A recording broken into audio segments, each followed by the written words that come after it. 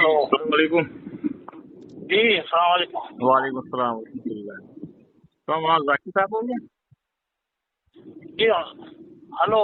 जी मौलाना जाकिर साहब बोल रहे हैं? हाँ बोल रहा हूँ, बोल आपका आवाज साफ आई थोड़ी सी। आइए, खैरियत से हैं? हाँ, असल में मैं गाड़ी में हूँ, चल रही है कुछ आवाज गाड़ी की आ रही है इधर से। यहाँ अब आ रही साफ आवाज, बताइए। अच्छा। नमाज का वक्त हो रहा है। कौन सा बोल रहे हैं? अच्छा, नमाज का वक्त हो रहा है। हाँ, आप कौन बात कर रहे हैं? अच्छा, नमाज हो जाने दीजिए, फिर इंशाल्लाह बात करें। मैं अभी मशवरा में बैठ जाऊंगा, फिर मैं असल में यहाँ मशवरा है हमारा ओल्ड फरीदाबाद में ना।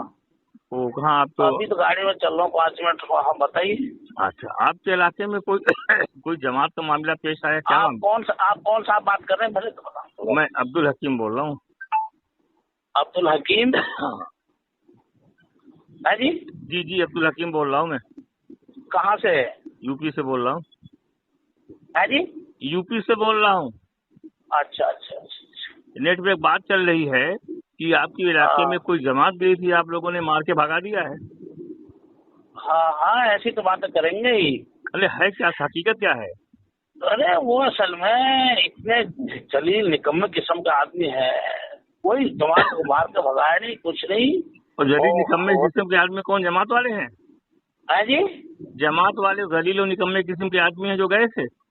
ना, जो उड़ा रहे हैं जमात वाले तो बहुत आदमी उड़ा रहे हैं, ठीक आदमी है वो। तो लेकिन जो फितीन है ना, जो फितना फैलाते हैं इन चीजों में, जो कह रहे हैं ना मामला क्या हुआ? आप लोगों ने भगाया या नहीं भगाया? वहाँ वो जमात आई है बगैर मशवरे काम कर रही है। अरे बगैर मशवरे काम कर अल्लाह रसूल की बात कर रही है या किसी और चीज की बात कर रही हो? है जी? जमात जो आई है वो अल्लाह रसूल की बात कर रही है या किसी और चीज की बात कर रही हो? नहीं, वहाँ जितनी भी जमात आई है सब मरकज के मशवरे से आ रही है, काम कर रही है। अरे भाई, मरकज के मशवरे हो गैर मशवरे हो, कोई आदमी अल्लाह रसूल की बात करेगा तो बात करने नहीं दोगे? वहाँ तो वो उनका पर्चा दिखा रहे हैं ना, जिन्होंने हमारे मरकज के साथ गद्दारी। अरे भाई, आपकी मस्जिद में बात करने के लिए आपका पर्चा जरूरी है? कोई आदमी देवबंद से जाए, सहारनपुर से जाए, दीन की बात नहीं कर सकता? ये कौन सा दीन आप लाए हो जो आपकी बात कर दीन की बात होगी? सैकड़ों बरस हो गए काम करते हुए। सैकड़ों नहीं, 500 बरस हो। सुनिए मेरी बात, 500 बरस हो। अगर कोई मस्जिद में अल्लाह रसूल की बात कर रहा है, आप कौन होते बताने वाले? फोन पे बोलो। अस्सलाम वालेकुम रहमतुल्लाहि व बरकातुहू। बड़े अफसोस के साथ इस ऑडियो को रिलीज़ करना पड़ रहा है। ये खबरें मौसूल हो रही हैं कि 26 जुलाई को एक जमात मेवात में गई जो शूरा से मुतल्लिक़ थी। उस जमात को दूसरे मस्जिदों में भेजा गया। उस मस्जिद के इमाम और मुक्तदियों से मशवरा करने के बाद वहाँ के ज़िम्मेदारों ने जमात को भेजा। जमात एक दिन वहाँ पर काम की। दूसरे इलाके से मौलाना सत्तार मेवाती, जो मौलाना साद साहब के ख़ास आदमी हैं, उनके घर वालों ने सैकड़ों आदमी को लेकर उस जमात वालों को भगा दिया। अब उलमा इकराम से सवाल है, जो खुदा के बंदों को खुदा की तरफ बुलाए और ऐसे लोगों को अपने घर मस्जिदों में रुकने न दें, तो वो बताइए उनके मुतल्लिक शरअन क्या हुक्म है? जमात का काम है अल्लाह के भूले और बिसरे हुए बंदे को, जो खुदा से दूर हैं, उनको खुदा की तरफ लाना। ये जमात का मिशन है। और जिसका मिशन ये हो कि खुदा के भूले बिसरे बंदों को जो मस्जिद में ला रहा है उसको मार के भगाया जाए, बताओ ये किसके एजेंडे पर ये लोग काम कर रहे हैं? क्योंकि मौलाना अब्दुल सत्तार मेवाती, जो मौलाना साद साहब के मरकज़ में ना होने पर कभी कभी वो अमीर हुआ करते हैं मरकज़ के। जब इन लोगों का ये काम है कि जो खुदा के बंदों को खुदा की तरफ बुलाएगा उसको मार के भगाएंगे, इससे अंदाज़ा लगाइए कि मौलाना साद एंड कंपनी की जमात का मिशन क्या है।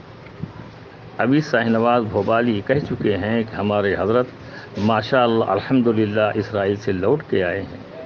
क्या इसराइल से लौटने के बाद ये असली अपने एजेंडे पे काम कर रहे हैं कि जमातों को मस्जिद से भगाओ? जो इनके एजेंडे पे काम ना करे, इनका एजेंडा क्या है? अल्लाह के हाथ में हिदायत नहीं। अल्लाह के हाथ में हिदायत होती तो नबियों क्यों भेजती?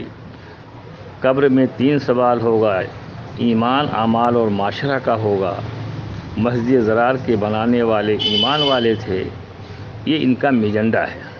جو اس ایجنڈے پر جو جماعت کام نہیں کرے گی، جو آدمی نہیں کام کرے گا، اس کو یہ مار کر بھگائیں گے مجبوراً۔